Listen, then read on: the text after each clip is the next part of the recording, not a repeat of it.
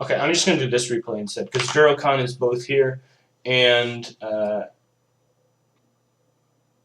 yeah, Durokan is here, and his replay works, and he was the next one in line anyway. So, Sir Musket, if you watch this or if you're listening, send me another replay, or else I'll figure out how to get the replay that you submitted to actually work next time, and then I'll do your replay. But for the time being, going to do Durokan's replay. So his game is versus WickedCossack, and we'll read what he said. His message says, "Dude, I have another replay for you. Played this game on EP versus WickedCossack the other day. He has a few questions about it. He feels like I felt like he was certainly the stronger player. That aside, what can I do to become better? He'd like general gameplay tips, but more specifically, what can he do given the current situation that he was in? He felt like he was able to hold the pressure, but never push out or continue to grow his economy. What can he do to try and win this game?" Alright, so that's the thing that we will be taking into consideration, and so let us begin. Everything else still stands. If you want to submit a replay, go ahead and do so. But here we go. Durokan playing. It looks like it's Hudson Bay. Indeed, it is Hudson Bay, and he's playing the British civilization. And his opponent is WickedCossack, who was a fairly good player. At some point was even like PR 35, so in case you didn't know who we were playing against, he definitely a decayed player. But he's going to be playing the Portuguese, it looks like. So Durokan's over here. He's playing Brits, and it's a coin start. Everything looking pretty good so far. And we'll just speed it up through some of this kind of boilerplate stuff.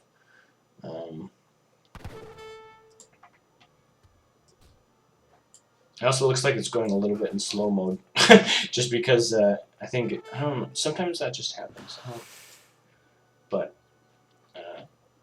maybe if I turn down the options here a little bit, turn off VSync, turn that down a little bit, see if it speeds it up a little bit. There, it looks a little like it's going a little fast. There we go, it's going normal speed, at least in regular, so that's okay.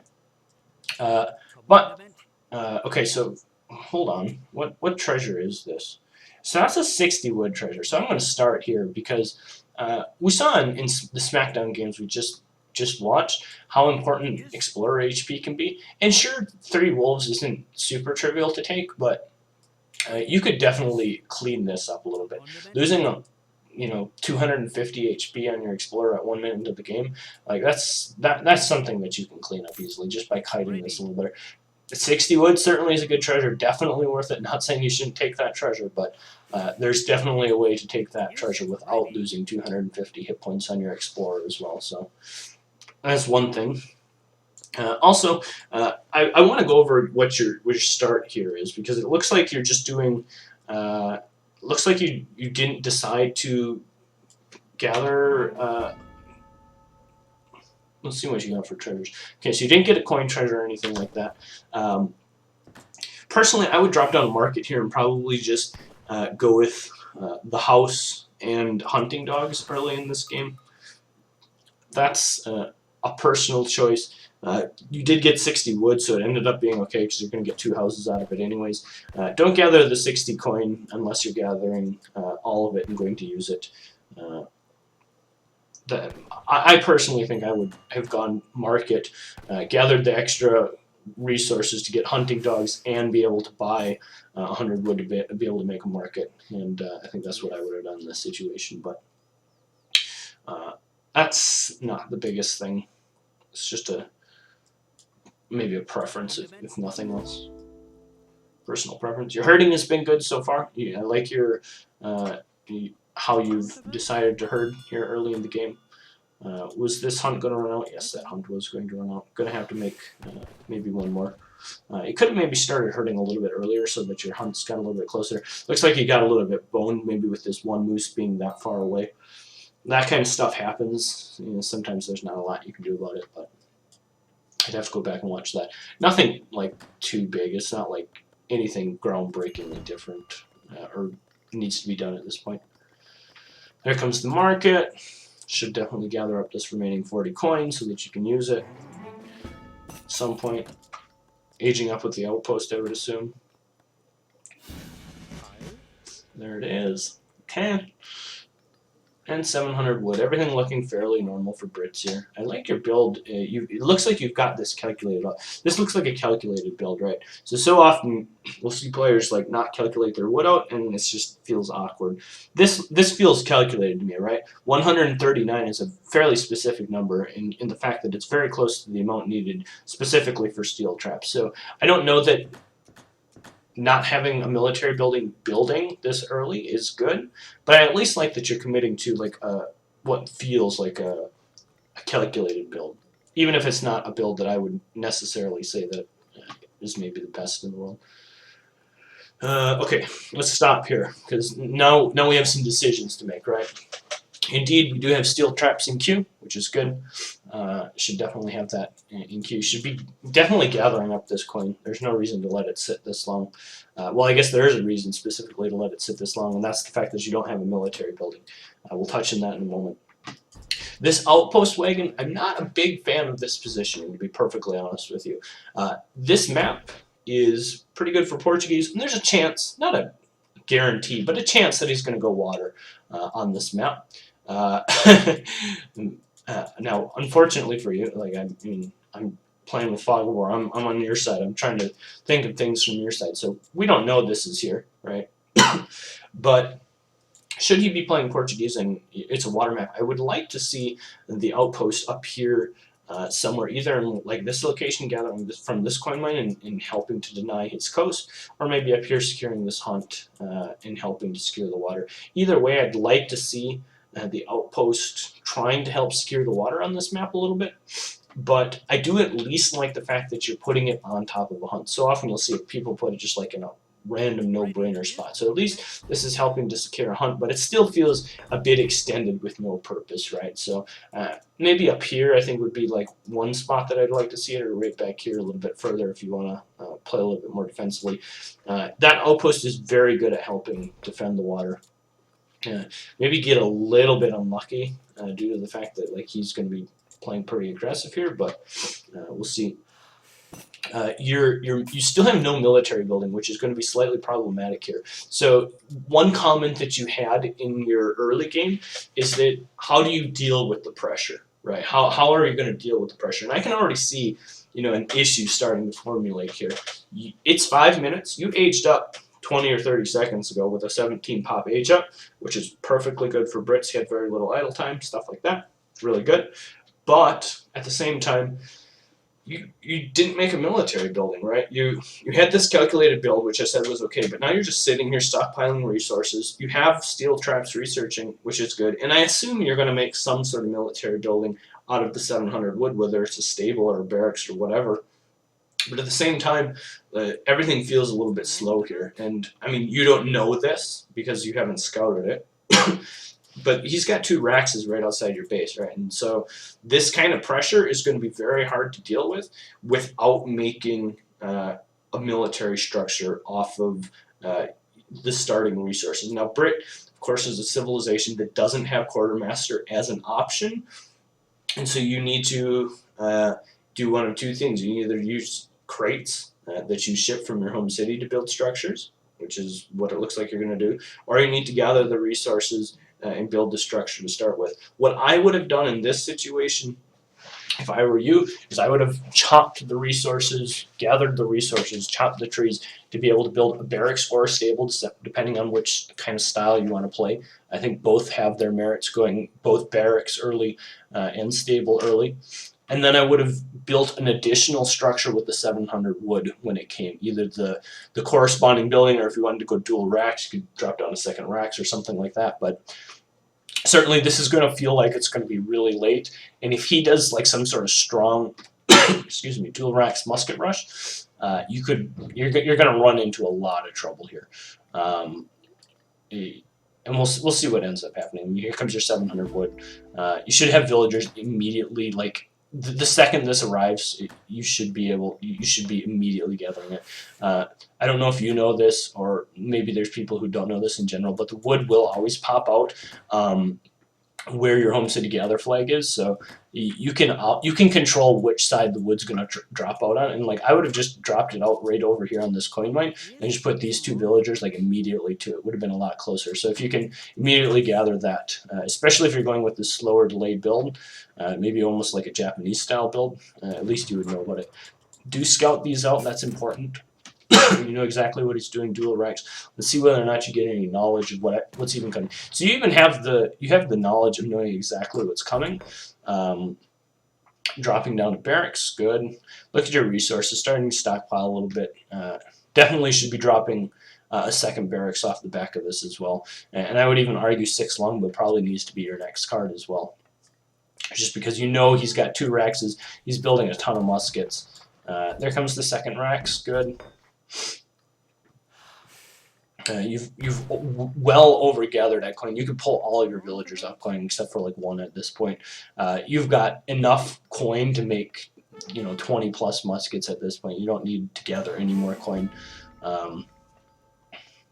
If 5 vil comes here, okay, 6 longbow. I think that's the right play. I think that's absolutely correct, especially when you see this many muskets being sent. I think that's absolutely correct. Notice the tower didn't really do anything. Arguably, it maybe wouldn't have done anything up here either, but that's fine. Here comes your muskets. All right, let's pause here again. Against pressure, having defended resources is one of the most important things. And you did a good job of hurting early in the game, but now look at where your hurting has slipped out to, right? You've got 2 hunts that I would argue are in a fairly safe position, maybe 3 if you count this one. These guys are really starting to slip back out. They're not super safe. These guys are in a really awkward position, right? They're like 3 moose kind of wedged behind the market. It's going to be really hard to get these guys like back behind the market and up close to the town center. And I feel like at some point he's just going to come in here, start challenging your resources, and you're just going to crumble underneath that kind of pressure. Oh, you're pop capped even. Okay, you're building a house there. Herd. Okay, here come the muskets. Alright, so decisions need to be made here, right? I mean, you have units close to coming out. He's got about 20 units here. This looks about like 20. It's going to be a maximum of 20, right? I mean, if we pop over to his side, it's going to be 20 or less. It's 18. Specifically, why you know it's going to be 20 or less is because he's got 2 racks. He probably hasn't shipped 6 muskets, and so the most that it's likely going to be is going to be about 20 because it's going to be 2 batches worth. And so if you could do that calculation, I mean, you're going to have 10 plus 6 longbows. You're very soon going to have the what you need to be able to beat this army. With Minutemen here as well. So let's see how you deal with this pressure, because this is going to be the first little bit of pressure. Scout out front. You could have him back, waiting to use him with the rest of your army. Minutemen timing here is going to be pretty important. Look at where your military flag is. Good. It's coming off here to the right side. That's good. You want to make sure your longbows stay safe.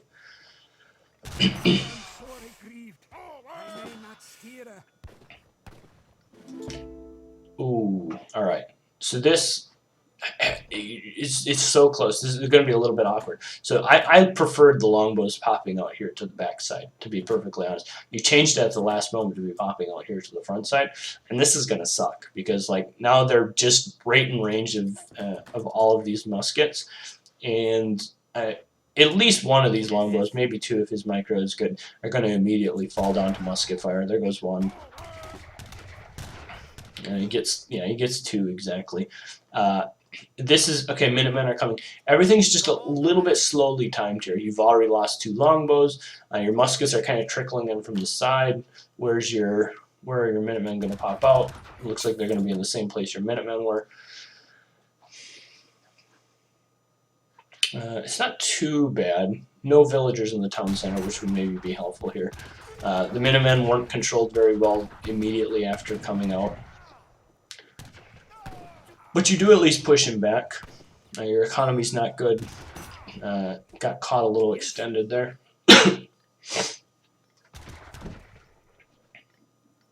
These kinds of things, when you're dealing with pressure, have to be very, very crisp. And if they're not, you get punished as a result of it. Because this is probably the point in the game that's going to make or break whether or not you're able to hold this pressure. Here comes 600 wood. That's fine. It's probably the right card choice. You don't want to engage here. There's no reason to be standing out front here. You just take a look at your army and take a look at his army. You know his army beats yours. Like, there's no doubt about it. You have a house building. Should finish in time to at least get, you know, like six or seven musketeers out, I would say. It may not be finished in time to get any additional ones out of this batch, but it should almost certainly finish in time to get 3 more out of this batch. Your army should be probably standing right now, like right down here, facing this direction. So standing like in this kind of formation right out front, facing this direction, so that when his muskets come over here, you'll be ready to deal with it. This is where all your villagers are gathering. Looks like you've just kind of abandoned these moose. They're never going to get in a position against this kind of pressure that you're going to be able to gather from. But instead, your army's just kind of like working to this awkward position, not really in a position to be able to deal with this pressure over here. You got some decent volleys off there. But I still don't think you should be engaging until all of these units come. I mean, what are you defending out here? Nothing, really. Like, right, if he kills these 3 manners, like, oh well, not the end of the world. You're going to be trading off units. It's going to be fine. You should just be waiting for your more reinforcements to come. Missed a couple units in that batch, which definitely would have helped you. You still do have a couple longbowmen here in the back, which is nice. It's adding quite some nice value here. Be training villagers, get stuff in queue. I can tell you're like focusing on like fighting the army here though, but this is so important. I mean, you have resources to have 1 musket in queue out of each of these Araxes, and they're just not. You have the resources to easily have muskets starting, and having those barracks as idle just mean that you're not going to be able to have the reinforcements you need to continue to hold his pressure. If we were to go back and look at, you know, his cycle time in his barracks, he probably doesn't have that much downtime, and the more downtime you have, especially when you have the resources to make units, the harder it's going to be. And I'm focusing on these little things because this is a game where you specifically mentioned like you need to be able to hold the pressure. You also haven't trained villagers in a long time, which is slightly problematic. I think you're just going to run out of resources here, honestly. Some of it comes down to these moose were not herded well. That's 1,500 resources that you're not going to have in the bank.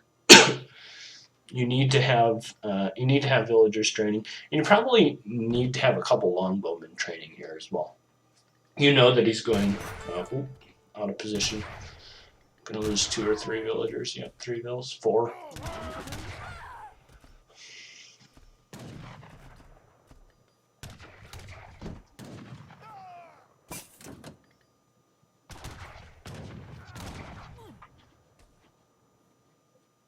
Yeah, I mean you're down at 21 villagers, which I mean you've been under pressure, so it's understandable that you're a little bit low. But you haven't trained villagers here in a long time. We'll look at the villager graph at the end, and I suspect that during this time you have made very few villagers. Now look at your hunts. Your hunts just there's no gatherable food, right? I mean it's pretty awkward.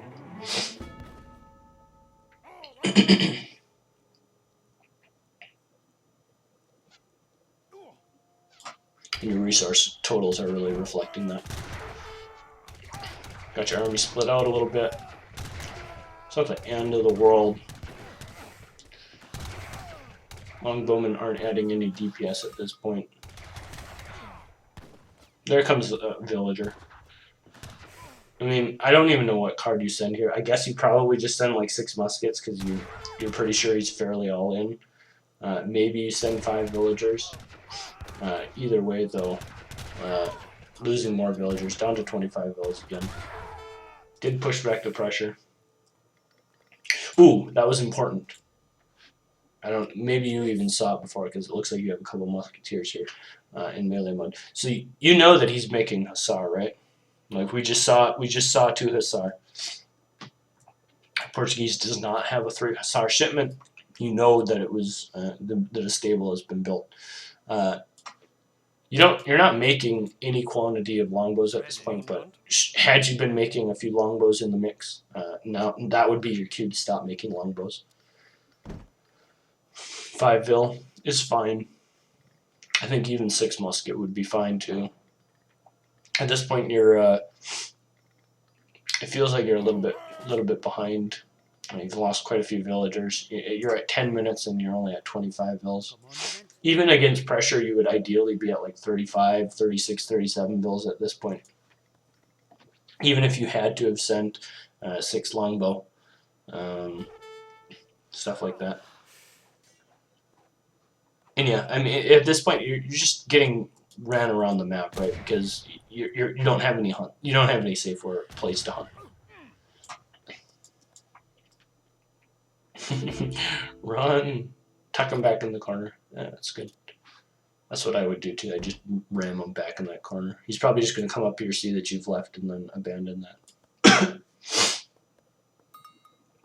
But this is exactly what these 4 cav are trying to accomplish. Because he could be like aging or something behind this, right? Or shipping 700, 600 wood, building trading posts, or continuing to get more market upgrades. Maybe he's water booming, something like that, right? This is exactly what his Hussar are trying to accomplish. Just buying him time for these 2 town centers to pump out more vills and get him further ahead. And that's exactly what it's doing. I mean, your army is not threatening his whatsoever. And as a result, these cav have paid off in spades at this point in the game. It's probably just going to come down to now. I mean, he's just ahead economically. He's going to get one big army put together here because I mean he's ahead economically. You're at 27 vills. He's at 36. He's got a TP coming. There's no question who's ahead economically at this point, right? Simple mathematics will tell us that the 36 is larger than 27.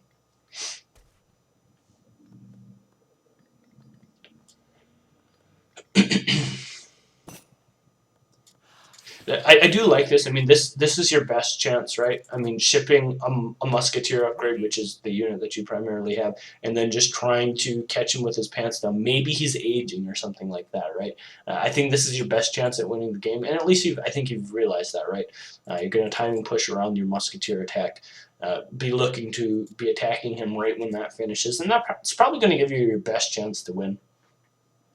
So I do like that. I think that's it's a valid call at this point, but I think he's just going to have way more than you are. Especially these 5 Hussar. They can just soak. He's got Minutemen available from this town center. You're aware of it. But, I mean, his army's just better at this point, right? There go those pesky Hussar again. It's going to be tough to ever... And, I mean, even if you're able to ward off this cav pressure, he's just got so much map control on you at this point, right? With the Hussar running around... You're never going to be able to safely gather from locations like this, to be perfectly honest. Ooh, the mailman's here. Just left me a package. I heard him. Alright, still being run around a little bit. I mean, your economy's catching up a little bit, but, I mean, still falling pretty far behind. Looks like an 8 crossbow shipment to me. I doubt he's actually training crossbow. If you were training crossbow, you would want to like consider, do I need to start making cav? But seeing that number, it's probably just 8. Here do come some longbows, which I like. I think they're maybe a little late. You're trading pretty heavily at the market at this point as well to try and catch up a little bit. And now you're just kind of boxed up. Hussar. He might even like be aging or something at this point. No, he's still not. He's still just pumping on units. Yeah. And it looks like there's just going to be one final fight, right? Oh, you found your villagers. And even if you kill his whole army here, I mean, you've lost map control, you're going to lose all these vills. This is probably the point where you resign, right? I think most people know that they're beat at this point. Yeah, I certainly would. It doesn't never feels good to have basically your remaining food economy jammed up in a hole with 5 Hussars hunting them down. So, all right. So let's first things first. Let's look at the villager count, because there was one thing that, especially at this point in the game, that was not good, and that was while you were trying to hold his pressure, you were not training villagers. So if we take a look at 6:29 to 9 minutes, that's 2.5 minutes. During that 2.5 minute time when he was applying pressure, you did not train many villagers. You trained one. Maybe you trained like an extra one in here, and an extra one got killed. It's fine that you're losing villagers. That happens against pressure, and we can see he sacrificed some of his economy to really apply that pressure. Right? He didn't train villagers for a fairly good stretch in here as well. He was just trying to get out as many units as possible. That kind of thing happens when you're rushing. All right, that's perfectly fine. But what needs to happen here is when this pressure is over, you need to be even. You need to at least be even with him in economy, so that you can just pick up and continue your British agenda powering ahead. You stayed flat in villagers from 6 minutes and 26 seconds, 28 seconds, to 10 minutes and 28 seconds. You're at 24 villagers and 25 villagers. Your villagers count changed to 0 over the course of 4 minutes, and that can't happen. That means two things are happening. One, your villagers are being sloppily controlled. They're not being put in the town center at appropriate times. You're not paying attention to the low health villagers and keeping them safe. You're not positioning your army in smart positions to be able to defend against your villagers. There was one point when you had your army just kind of like walking up over here to the left side a little bit, and your whole food economy was centralized on these elk down here, and he came in and just like shot 3 villagers and then ran back out for pretty much free. Those kinds of things like can't happen. You need to be able to defend your villagers, and what that's going to come down to is realizing where your villagers are at, where you have weaknesses, and where you need to stand your army as a result of that. Standing your army over here when your entire economy is over here doesn't really matter. I mean, even if he comes in here, starts sieging down your houses, your market, water under the bridge, really doesn't matter. To be perfectly honest with you, if you lose your market, you lose a couple manor houses, doesn't really matter. So that's the first thing I would say, is that you need to be able to keep your villagers safe, and that just comes with practice and keeping them safe. That's the first, I think, most important fundamental thing. Other than that, I do want to highlight a couple other things that I think went astray. One, your herding was kind of off point in the early mid-game, so like from 6 minutes on. Your herding early on wasn't too bad. You were able to control your hunts pretty well, but your hunts really got out of control, especially these moose. These moose, you realize, were your second hunt essentially, right? And look where they're at now. They're so far away. I mean, we can even see one of these has been shot at some point. These moose need to die underneath your town center. This is 1,500 plus resources that you just didn't get to gather in food because of poor herding. Similarly, some of these elk were not very well controlled. There was multiple points where they could have been herded. They weren't. Against pressure, having animals right back here in the safe pocket behind your town center is paramount to holding pressure. Portuguese is not a particularly strong civ when it comes to recovering from failed pressure, maybe like something like India is, right, or even French to some degree. Portuguese, they kind of go all in. If they aren't able to make their pressure work, their catch-up mechanic is to train a ton of villagers out of 2 town centers, which is really slow, really cumbersome, and really expensive. Not a very good catch-up mechanic. They don't have villager cards. Their follow-up options to get into the 3rd age and do something impactful there are not overly great either. And if you can just survive the pressure, you're going to be okay, especially with Brits. I mean, you're going to be able to just make manor houses and continue to power ahead. So herd your hunts, make sure they're nice and safe. That slipped at some point and was probably one of the most important things that you could have improved. I wasn't a big fan of your build. I do like the fact, like I mentioned, that your wood calculation seemed, it was a calculated build, right? You gathered specifically 139-ish wood so that you could get steel traps, and then it looks like you made the conscious decision to build your structures with your 700 wood. That's good that you had it calculated out, but I don't think it was really appropriate, especially in this matchup. I think Brits, like I mentioned, they're never going to have quartermaster. It's one of the only weaknesses of Brits early age too, not having the quartermaster politician, the 400 wood, and so as a result, I think you need to have the 200 wood going into either a stable or a barracks early on.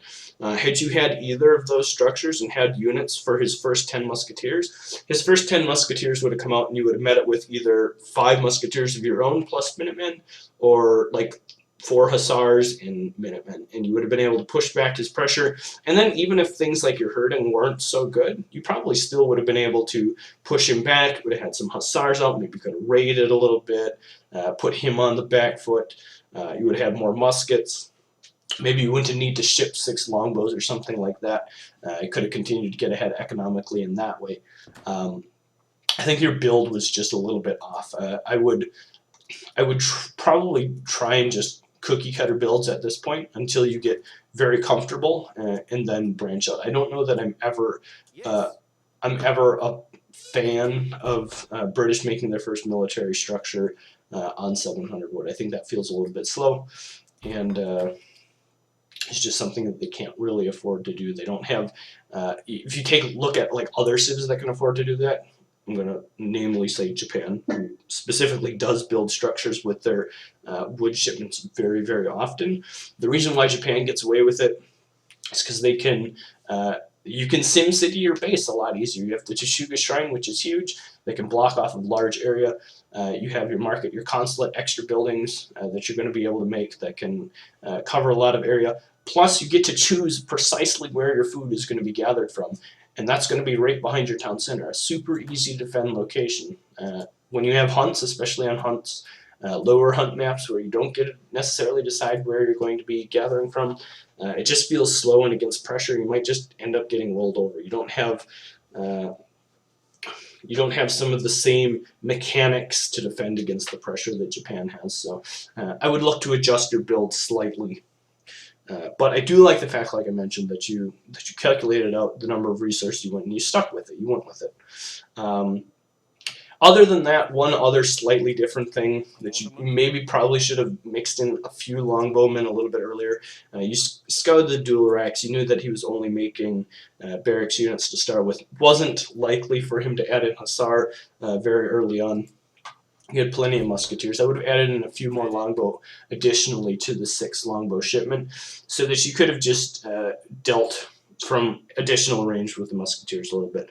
And then one final thing, you did have a chance, I think, to kill his army well and push it back. But I think the positioning of your town center pops was just a little bit sloppy. There was that one fight where he was like right here. Your muskets were like kind of up here, jammed in these houses. Your longbow popped out in an awkward spot to the front side of your town center, and then your muskets were like kind of like trickling in at awkward times behind that. If you can get everything to line up so that it comes out at just the right time, you're going to be a lot better off. Longbows should have popped out either to the back or to the side, so that, I mean, they have huge range, so the longbows, they're going to be able to shoot over anything. The musketeers could have waited just for a couple more seconds for the reinforcements to come, and then you could have smashed all that in and taken that fight. And I leave that as the last thing, because that's something that's really hard to improve by like me just telling you like improve this. Like that's something that only comes with practice and playing the game a ton and getting comfortable with those timings and knowing how all those things end up working out, and just being able to eyeball how all those things are going to come together at once. Because if you were able to get those things all to pop out at once, I think you would have been slightly more successful in the fight. So hopefully that was helpful.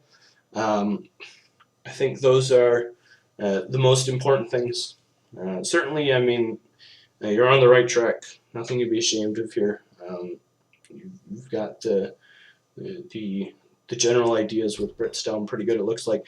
WickedCossack is a really good player, to be honest. I mean, he was like a pure 35, 36, 37 player, something like that at one point. So knows his way around, knows how to play lots of civs really well, and his aggression got you at this point. So hopefully that helps. It's going to be it for me, guys. Thanks for tuning in to Saturday Smackdown, as I mentioned. First Smackdown of the new year, 2016.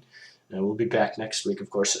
I do think that we'll be likely on this channel from this point forward, just because, like I mentioned at the start of Smackdown, it looks like Microsoft's gone AWOL. I don't know where they're at. I don't know who's controlling that channel. I know Prez Steve is no longer in his old role on the Age of Empires team, so I don't really know who to contact to try and figure out who I can even talk to get back on that channel. So the folks over here are kind enough to let me do my thing here, and it seems like everyone's got it figured out that this is where we're going to be. So that's going to be it for me. Do check out the schedule for the tournament games that are tomorrow. I think I'm going to be streaming a couple of those at the very least. A couple of the ones that are a little bit later in the day. So if you want to check those out, head on over to ESOC community or ESO-community.net and check out the schedule there. And I think I'll be casting a couple of those games tomorrow. So maybe I'll get a friend or two online. Maybe Interjection or Sam or H2O will join me for some of those games.